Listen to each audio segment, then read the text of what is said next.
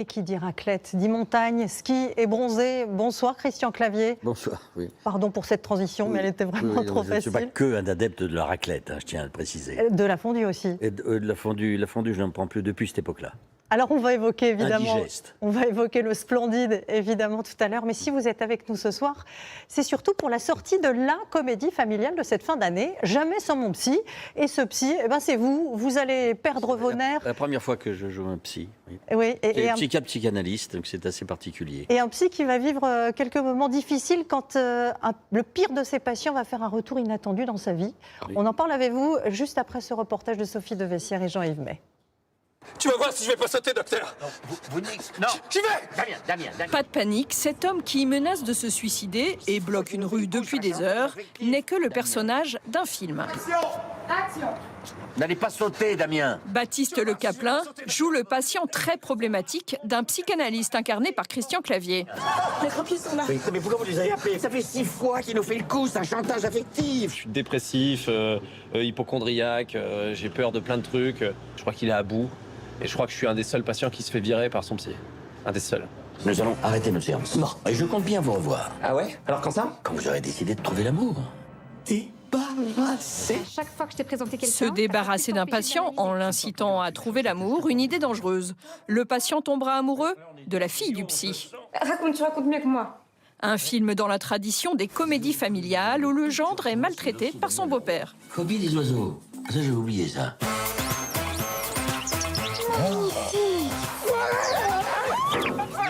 Le duo est inédit. Baptiste Le Caplin ne connaissait pas Christian Clavier avant ce tournage. Il a bercé mon enfance. Quand je le voyais sur les colonnes Maurice avec des copains, j'ai dit j'aimerais bien avoir mon petit film avec Christian quand même un jour. C'est un monsieur extrêmement drôle, très pointilleux, d'une précision folle, et puis il a une grande exigence. Deux générations qui aiment travailler ensemble. Pas la voix qui fait peur. Mais arrêtez cette voix là. Une histoire d'admiration et de transmission.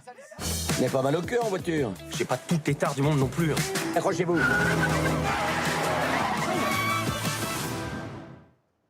Ça vous a plu de jouer les psys? Oui, c'est très. Oui, parce que ça m'a changé.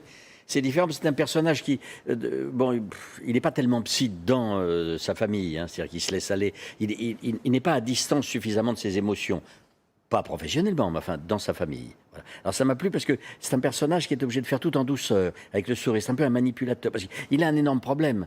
Il a un patient très problématique qui revient. Sa fille lui présente cet homme comme étant un futur, un potentiel mari. Et donc, il ne peut rien dire. Secret professionnel oblige, donc il est obligé de se cloquer, ce type-là, pendant un week-end à la campagne, enfin, sur les bords du lac Léman, où il a une maison et où il fête ses 30 ans de vie commune avec sa femme, Christiana Reali, d'ailleurs. Et donc, c'est un week-end d'enfer. Il va tout faire pour s'en débarrasser. Oui, ça, il faut bien s'en débarrasser. Le type, 5 ans, je me le suis cloqué. Avant de le virer, il est assez pénible, il faut être honnête. Alors, cette comédie, elle reprend un thème qui est assez traditionnel au cinéma. Cette relation toxique entre gendre et beau-père. Elle est forcément conflictuelle, cette relation-là? En tout cas, là, elle l'est. Profondément, c'est ça qui m'a beaucoup amusé. Mais c'est vrai qu'il y a toujours une méfiance. Il y a toujours une méfiance, c'est évident. C'est évident. On est un peu circonspect, je dirais, en étant extrêmement ouvert. Le pire, c'est quand on est très ouvert, parce que derrière, on sent qu'il y a un problème.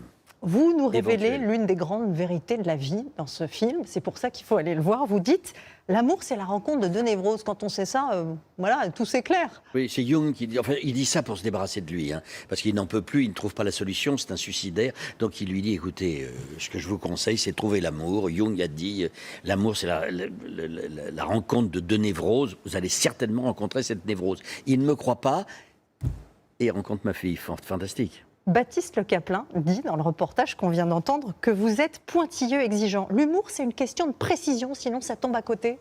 Oh, non, l'humour, c'est l'instinct. Enfin, il faut être précis. Enfin, être précis. Là, j'ai pas été précis. Là, moi, j'ai bougé ce truc-là, ça n'est pas précis du tout, vous voyez. Mais c'est une question de rythme.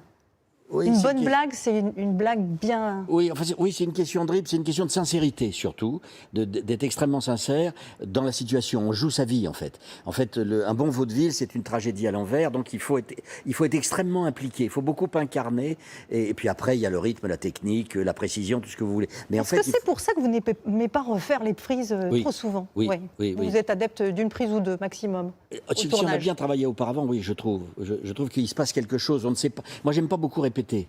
J'aime pas beaucoup répéter. Je me lance et puis on voit ce qui se passe. Alors, Quand on est petit jeune et qu'on est face à Christian Clavier, ça doit pas être évident quand même. Est-ce que vous leur avez donné des conseils à ces jeunes acteurs? ils sont formidables. D'abord, ils sont trois. Là, il y a Claire Schultz, que vous avez peut-être vu sur une autre chaîne dans Scène de ménage. Il y a Baptiste. Il y a Ryan Bensetti qui joue un jeune premier très sulfureux. Ils sont vraiment très bons. Ils jouent très bien. Moi, ça me plaît de leur donner des conseils, de transmettre quelque chose. Je vois le plaisir qu'ils ont à jouer avec moi, cette génération de 30 ans. Et moi, ça m'honore et ça me plaît énormément de le faire. Après, je leur donne 3-4 conseils. La seule chose, c'est que je leur demande de très bien connaître leur texte. Donc, ils arrivent au départ, ils ne le savent pas. Vous êtes désagréable et après ils le savent. Et voilà. Alors, si vous êtes à l'affiche de ce film, vous êtes aussi sur la couverture d'un formidable livre sur la troupe du Splendide avec des photos inédites. J'aimerais qu'on en voie une où on vous reconnaît à peine. Gérard Jugnot et vous vous êtes rencontrés au collège. Vous aviez quel âge, là? On avait 13 ans, oui. Gérard avait des cheveux, hein. Je tiens à le dire. Oui, on avait 13 ans. C'était le professeur était un professeur d'histoire qui s'appelait Monsieur Popo. Voilà, c'était... Ça commençait bien. Oui, ça commençait bien parce qu'on s'est très vite rencontrés. Lui, il se pendait au fond... Parce que là, on ne le voit pas, parce que d'habitude, il a une petite cravate. Il a une petite cravate, il était très bien habillé par ses parents. Et il se pendait au fond de la classe avec la cravate. Donc, je l'ai trouvé extrêmement sympathique pour cette raison-là. Dans ce groupe de copains, il y avait aussi évidemment Michel Blanc. Oui. Et c'est une photo de cette époque que vous avez choisi au moment de sa mort de diffuser sur les réseaux sociaux. Un petit peu plus tard. C'est un petit peu plus tard. Ça, c'est oui, oui, bien sûr. Il était... oui, oui. Je voudrais qu'on lise votre mot, toujours avec nous. Oui. Vous serez toujours ensemble, tous ensemble, les membres du Splendide. Je pense que profondément, les gens nous pensent toujours ensemble et qu'ils ont raison. Il y a quelque chose entre nous qui est de l'ordre, alors là, véritablement d'une famille qu'on a choisie quand on avait 13 ans. Il vous manque amicalement, évidemment, il vous manque aussi professionnellement. Qu'est-ce Oui, qu'il bien vous sûr, apportait à cette troupe du Splendide, Michel Blanc? Ah, Michel, on l'appelait le président Blanc, déjà. C'était d'une intelligence, un dialoguiste de génie. C'est une drôlerie. Je ne peux pas vous dire ce qu'il y a entre nous. Il y a quelque chose qui plaît, parce qu'il y a une forme de sincérité qu'on apporte dans l'inconscient des gens. Voilà, oui, voilà, c'est une espèce de famille.